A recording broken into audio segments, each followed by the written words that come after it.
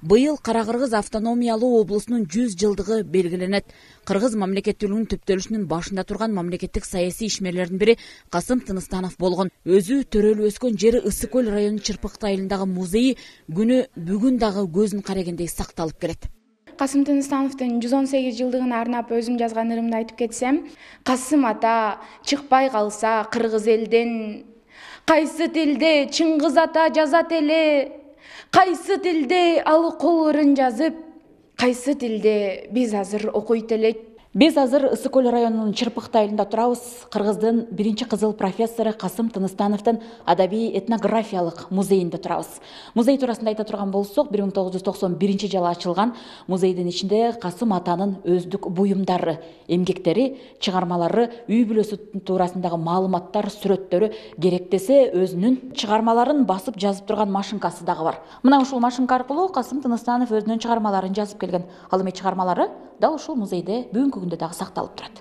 Бул музейде Касым атабызга тиешелүү өзүнүн өмүрү, чыгармачылыгы жана замандаштарын эскерүүсү, үй бүлөсү жөнүндө, өзү басып жүргөн машинкасы жөнүндө, анан кийимдери, Турдугүл апабыздын кийимдери камтылган. Тарыхчы Адыл Каниметов музей тууралуу баяндап жатып, Тыныстанов Кыргыз автономиялуу республикасынын эл агартуу комиссары болуп дайындалып, 3 жыл эмгектенгендигин, деги эле мамлекеттин түптөлүшүндө Тыныстановдун эмгеги эбегейсиз экендигин эскерди.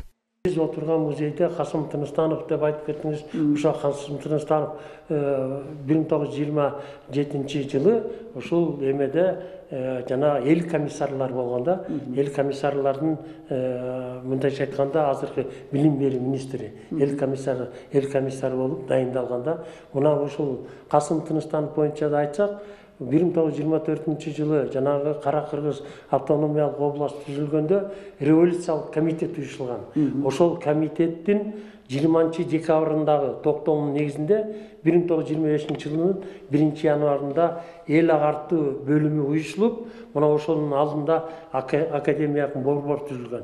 Ошол академиялык борбордун кийин төрагасы болуп Касым Тыныстанов ошого дайындалган. Тарых барактарында Кыргыздын көрүнүктүү уулу Касым Тыныстанов 1937 жылы репрессияга учурап, 1938 жылы атылган.